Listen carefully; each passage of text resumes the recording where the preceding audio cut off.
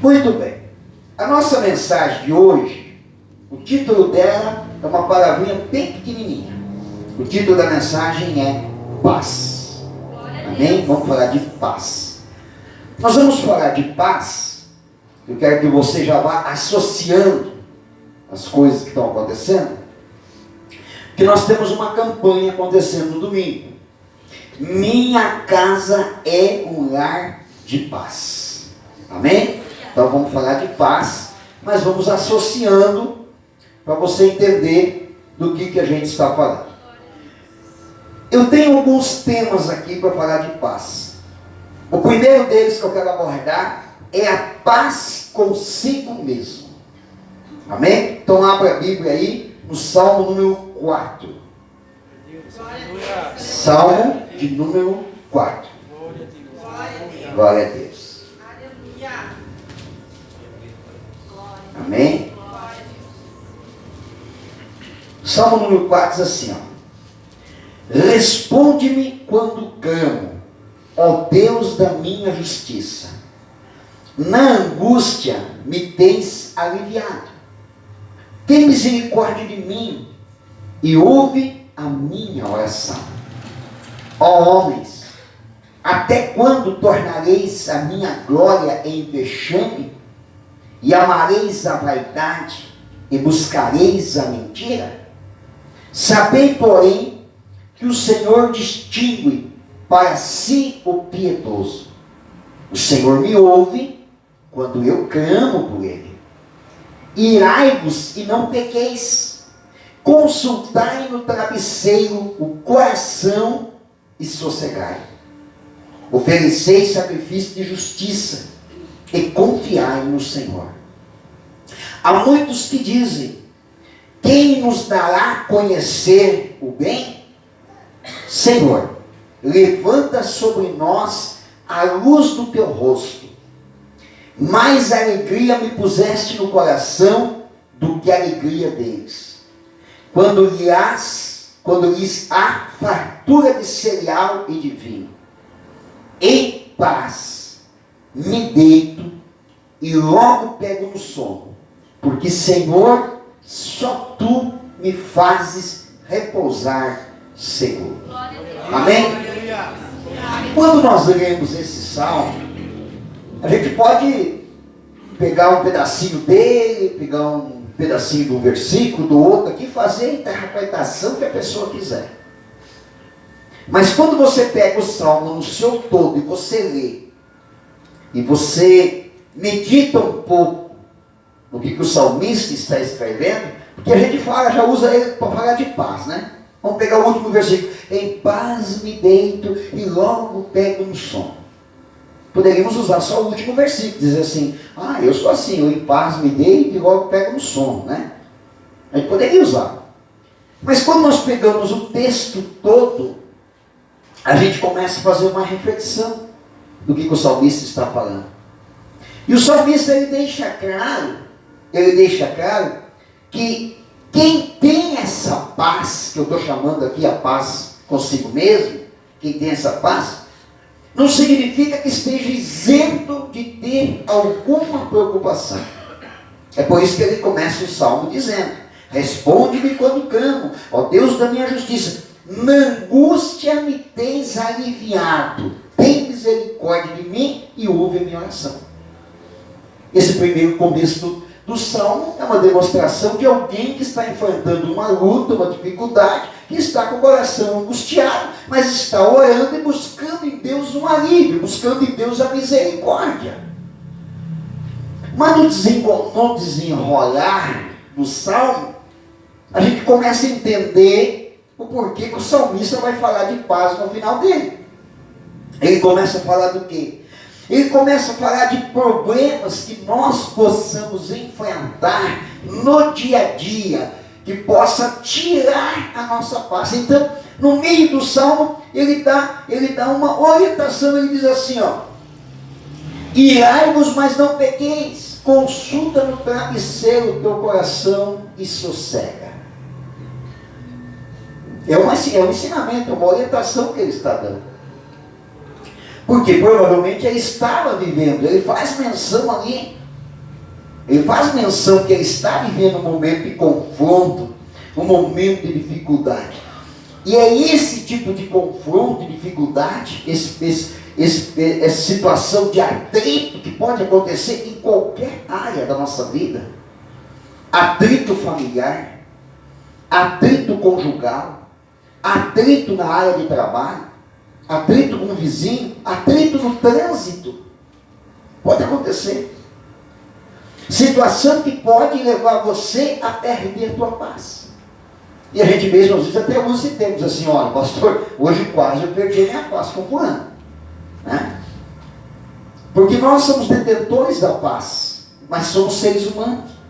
E quando desafiados e provocados, temos uma tendência a perder a paz. Então o que o salmista está dizendo? Ele está dizendo assim, ó, quando você botar a tua cabeça no travesseiro, medita, pensa naquilo ali, né?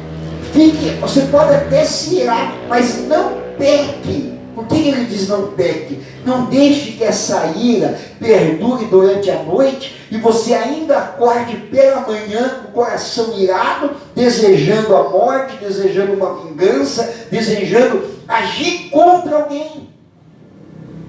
Então essa paz interior, essa paz consigo mesmo, que depois no final o salmista ele retrata, é exatamente isso. Ele diz assim, mas eu me deito em paz e logo pego no sono. Porque ele tinha aprendido a lidar com as situações. Irmãos, é comum qualquer pessoa, diante de um problema, perder a noite de sono. Assim, não é para todo mundo, né? Mas acontece, pode acontecer. O que não pode acontecer é ser frequente, né? Você ficar perdendo noites e noites de sono por causa de um problema que você não está conseguindo resolver. Não é comum, porque se você confia em Deus, entrega na mão de Deus e creia que Deus vai resolver, que Deus vai te dar graça, que Deus vai te ajudar, que você resolva. Mas o que não pode acontecer é você perder a paz por causa de algo que alguém tenha feito com você. Amém? Então, é um conselho que o salmista está dando, que você tenha paz consigo mesmo. Nós temos que ter isso. Nós somos detentores da paz e não podemos deixar que nada tire a nossa paz. Vamos para o segundo tópico. Paz com os outros. Romanos capítulo 12, versículo 18. Romanos 12, 18.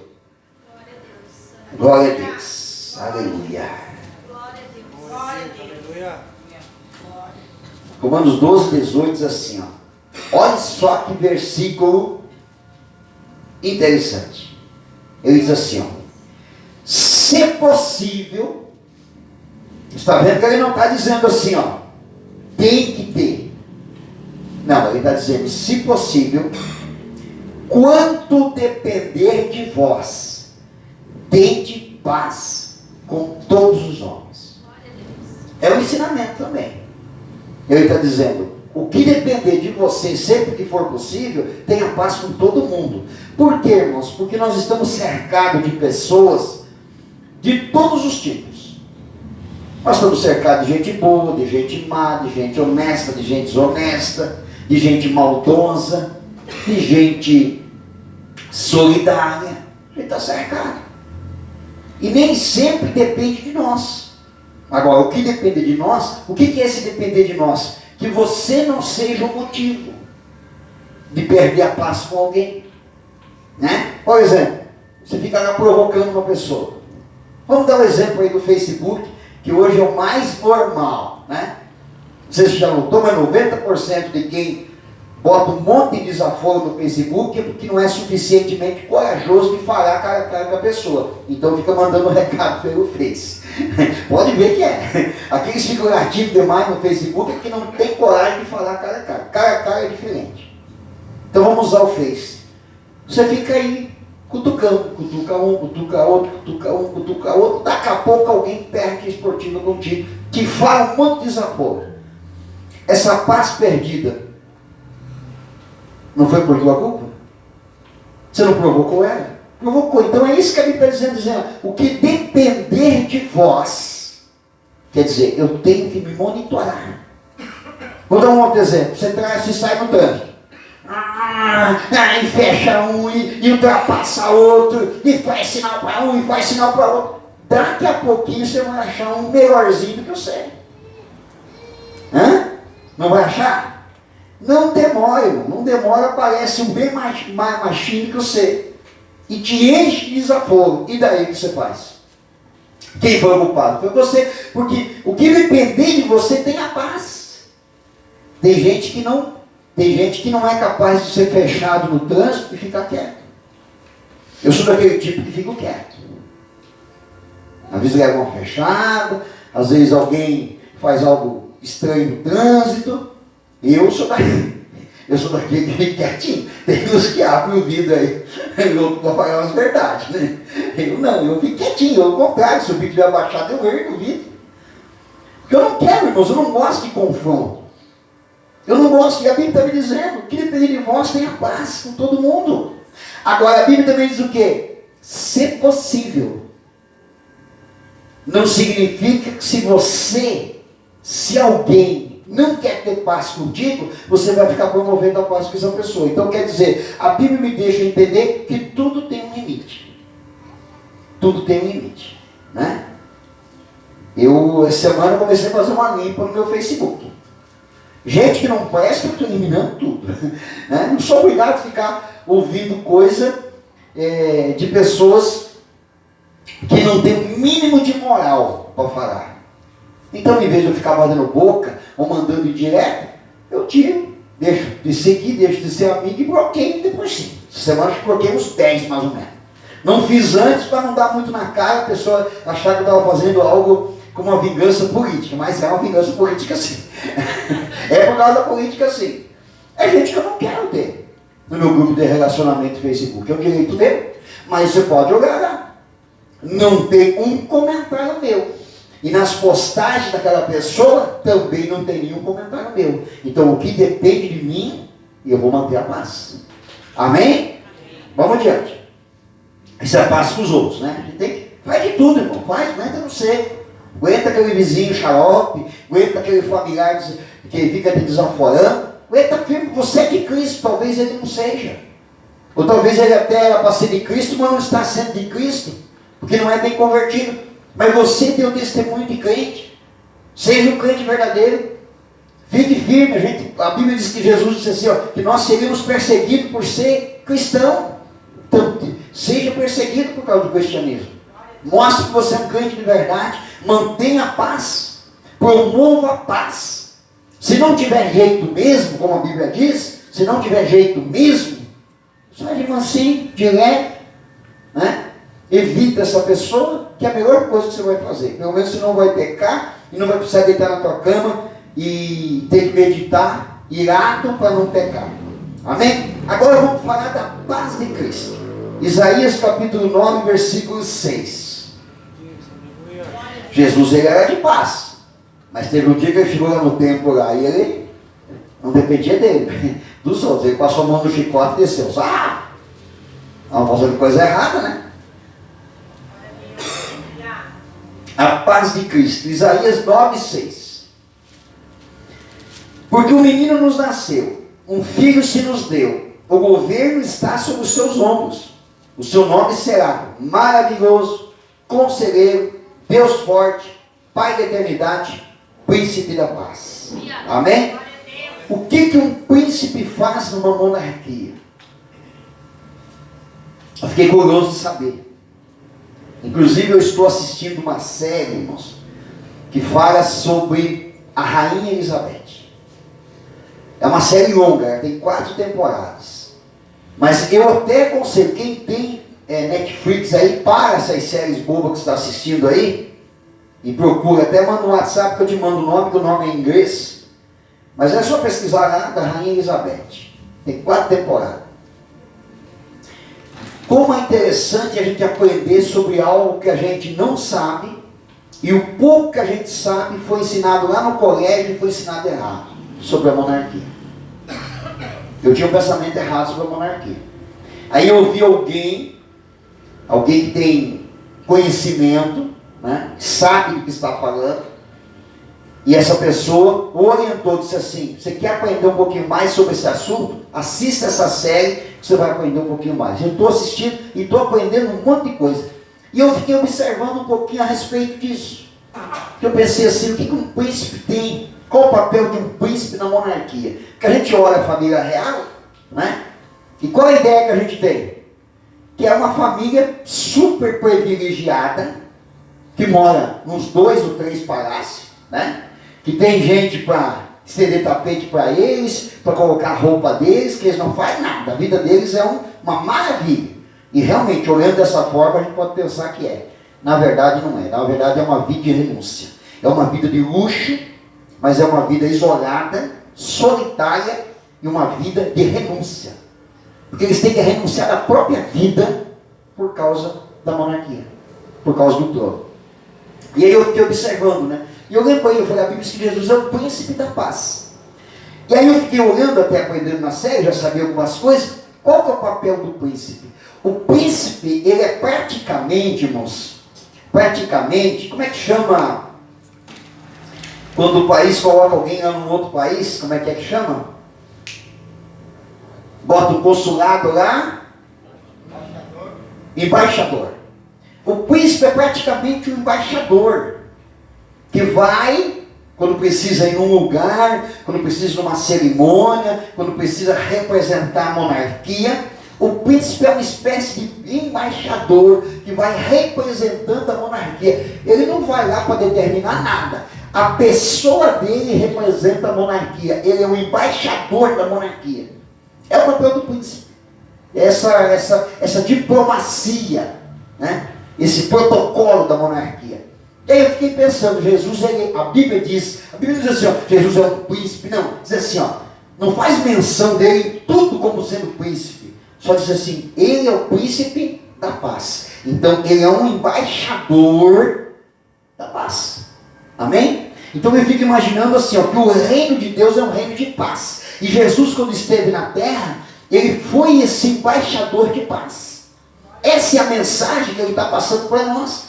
Ele está dizendo assim, ó, eu fazer parte da tua vida, eu estar na tua vida, eu fazer parte da tua vida, é o mesmo que a paz de Deus estar em você. Então Jesus, ele é o embaixador de paz na nossa vida. Amém? Vamos lá. Agora vamos falar da missão de paz. Da missão. João capítulo 20.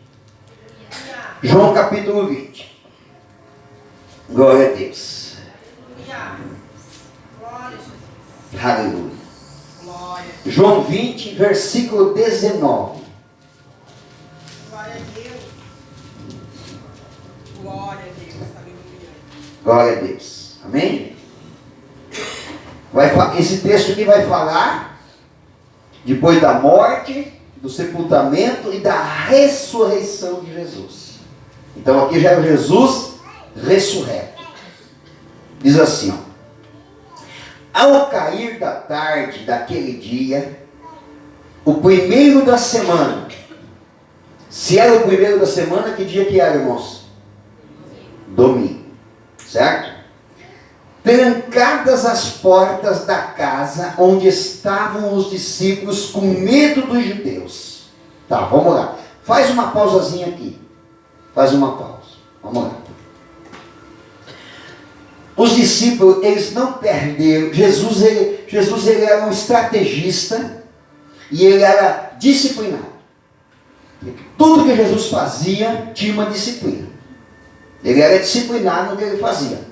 E ele transferiu essa disciplina para os discípulos. Certo? Então Jesus ele tinha uma prática assim. Ó. Até sexta-feira, Jesus andava lá, curava, desenvolvia seu ministério.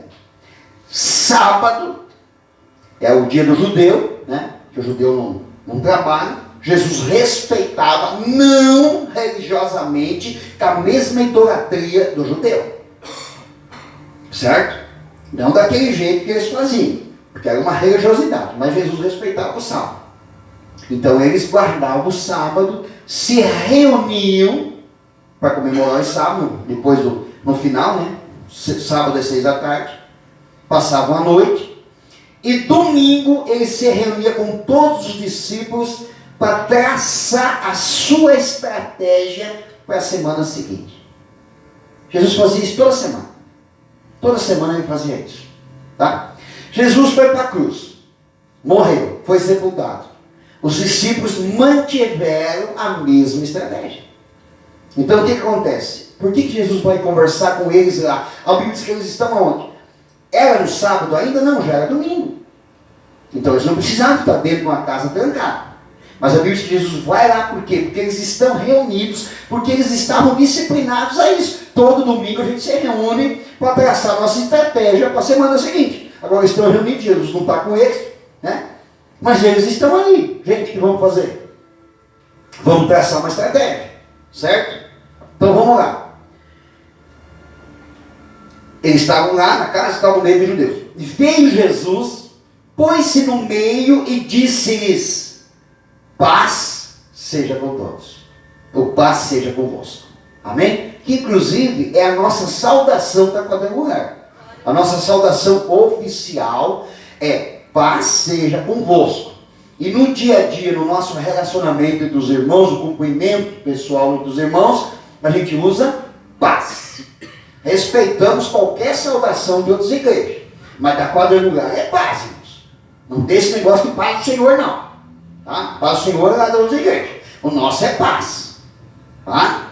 Quando vai saudar alguém, é paz. Ok? Jesus chegou e disse: paz seja convosco. Dizendo isto, lhes mostrou as mãos e o lado. Furado, lado esquerdo. O direito. Não me lembro mais. O lado furado, o lado esquerdo. Furado. Certo? Então ele mostrou sinal que era ele, que ele tinha ressuscitado. Tá? Então saudou e mostrou para eles. Alegraram-se, portanto, os discípulos ao ver o Senhor. Disse-lhes, pois, Jesus outra vez: paz seja convosco. Agora presta atenção. Assim como o Pai me enviou, eu também vos envio. E havendo dito isto, soprou sobre eles e disse-lhes: recebei o Espírito Santo. Soprou sobre eles. Amém? Gravou bem o que ele disse? Assim como o Pai me enviou, eu envio vocês também. Deus enviou Jesus como embaixador. Embaixador do quê? Da paz. O que Jesus estava dizendo para os discípulos? Eu também estou enviando vocês como embaixador. Embaixador da paz. Amém? Levante a mão direita para o alto e repete assim comigo. Eu creio que eu tenho uma missão. Uma missão de paz. Jesus está me enviando para proporcionar a paz de Cristo para muitas pessoas. Amém? Muito bem. Queridos, agora, a partir desse momento, eu vou começar a passar para vocês um projeto que nós vamos desenvolver no mês de fevereiro de 2023. Pastor, mas fevereiro falta tanto tempo. Pois é, falta bastante tempo. Mas nós vamos trabalhar desde o dia de hoje, nos preparando, treinando, para que a gente cumpra esse item de Jesus. De entrar dentro da casa de pessoas e proporcionar a paz de Cristo na vida delas. Amém? Então vamos lá. Esse projeto, que vai começar na primeira semana de fevereiro, esse projeto, ele é para casa de pessoas que não são da igreja e nem vão na célula. De preferência, que não seja convertido. É o ideal. Ah, pastor, mas tem alguém que já era até desviado. Se tiver comprovadamente que está desviado, tudo bem. Mas o objetivo é para pessoas que vão... Ah, mas é uma irmãzinha, ela vai de vez em quando na célula. Não, então deixa para outra etapa. Para outra etapa pode ser que a gente chegue na casa dela. Mas por hora, o objetivo é esse. É levar esse projeto na casa de pessoas que ainda não foram alcançadas por Jesus. Amém, igreja? Amém. Dá para entender? Então vamos lá. Qual a duração desse projeto? Será de 7 semanas. Então não é apenas uma casa de alguém que aceita que você vai lá para fazer uma oração. Não. Tem que ser uma pessoa que realmente quer receber na sua casa um trabalho, que durante 7 semanas vai ter um grupo de irmãos que vai lá na casa daquela pessoa para levar esse projeto, que é o projeto Lar de Paz. A campanha que nós estamos fazendo na igreja, é lógico, é uma campanha para abençoar a tua casa também. Você sabe que todo domingo, nosso foco é uma campanha da família.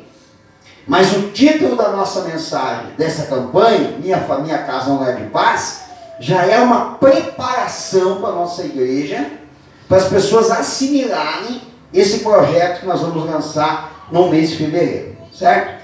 Então vai ser 7 semanas. Ah, se é 7 semanas, então vai dar quase 2 meses. Não, vai dar mais do que 2 meses.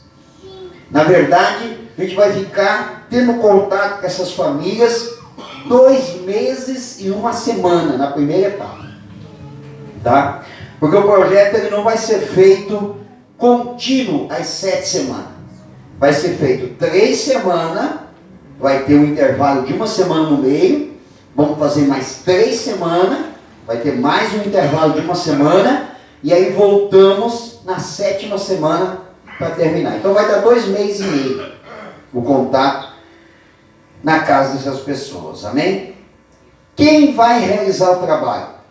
Líderes de célula, irmãos do núcleo e pessoas que frequentam as nossas células. Quem quiser.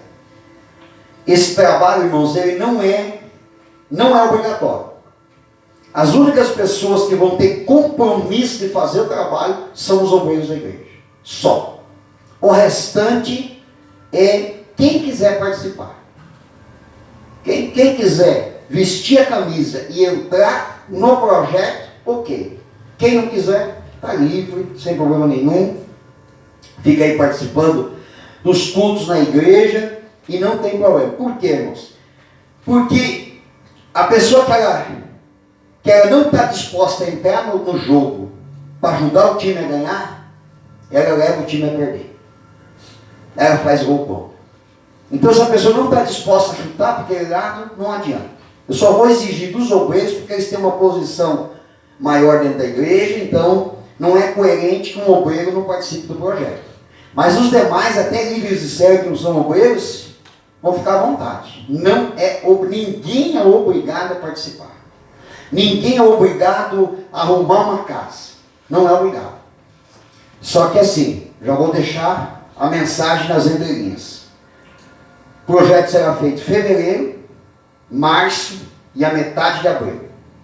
A partir do final de abril em diante, nós vamos saber exatamente quem de fato veste a camisa da igreja e está pronto para o projeto de célula.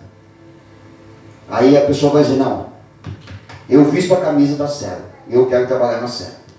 Aqueles que não estão dispostos a vestir a camisa, continuam na igreja, participando dos cultos, mas a gente não vai poder contar com essas pessoas, amém? Esse projeto ele vem para a gente identificar realmente quem tem amor pela obra, quem tem amor pelo reino de Deus e quem tem amor pela igreja de verdade.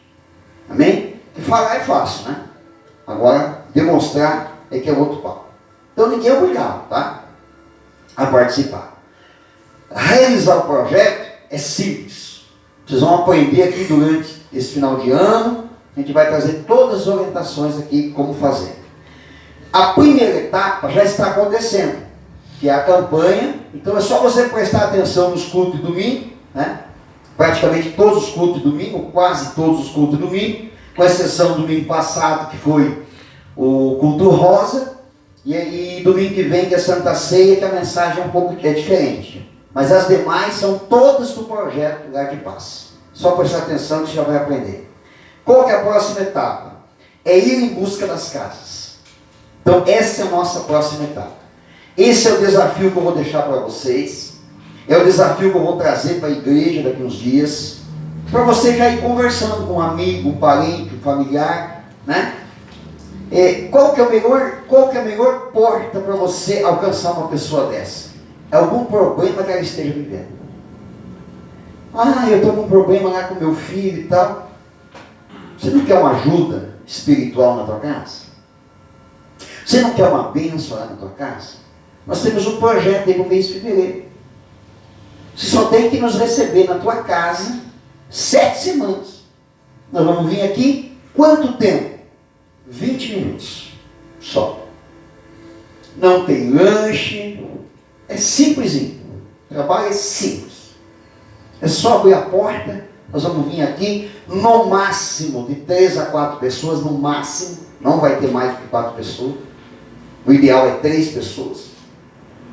Nós vamos vir na tua casa aqui, num dia específico, num horário específico, 20 minutos, vamos fazer o trabalho e vamos abençoar a tua casa. Vamos ficar 7 semanas abençoando a tua casa. Ao longo do treinamento eu vou passar para vocês orientações de por que é 7, para você também ter um argumento maior para conversar com essas pessoas, para elas entenderem por que é 7. E a segunda etapa do nosso projeto é em busca das casas. Quantas nós vamos fazer? Não sei, irmãos. Se é 1, se é 2, se é 6, se é 7, se é 8, se é 10, se é 20, não sei. Quantas tiverem para serem feitas. Se tiver uma só, nós vamos fazer uma só. Se tiver 10, vamos fazer 10. Se tiver 20, vamos fazer 20. De acordo com a nossa capacidade, né? Os irmãos da série. De acordo com a capacidade que nós tivermos, nós vamos fazer. Semana que vem eu falo mais. Mas já assim para antecipar, que eu sei que muita gente vai ficar com uma pergunta. Pastor, mas não vai ficar muito sobrecarregado? Porque a célula e o lugar de paz. Não. Nesse período, irmãos, a célula para. Nesse período de 2 meses vai ter apenas uma célula por mês. Então, quem não entrar no projeto do lugar de paz, escolhe um culto durante a semana e vem para a igreja. Ou então, se não quer, fica em casa e vem no domingo participar do culto. Ah, mas eu gosto tanto da célula. Se gosta da célula mesmo de verdade, se gosta da célula, se ama o trabalho de célula. Ai, pastor, eu gosto, eu me converti na célula. Então, se você ama realmente a tua célula, e você quer que a tua célula tenha continuidade, você tem que participar do projeto do Lugar de Paz e ganhar alguém para Jesus. Porque a célula que não ganha ninguém para Jesus, irmãos, não tem sentido de existir. Células que estão há mais de 1 ano que não ganha ninguém. Não tem ninguém novo na célula. Ou tem gente na célula e não traz para a igreja. Não tem sentido. Não tem sentido. Então o nosso projeto veio para dar um choque na célula. Porque tem muita gente apaixonada pela célula, irmãos. Mas é só uma paixão nominal. Não é de verdade. Quem realmente ama o trabalho, irmãos, regaça as mangas e participa do projeto. Não é apenas uma coisa verbal. Ah, eu amo tanto, eu já fui tão abençoado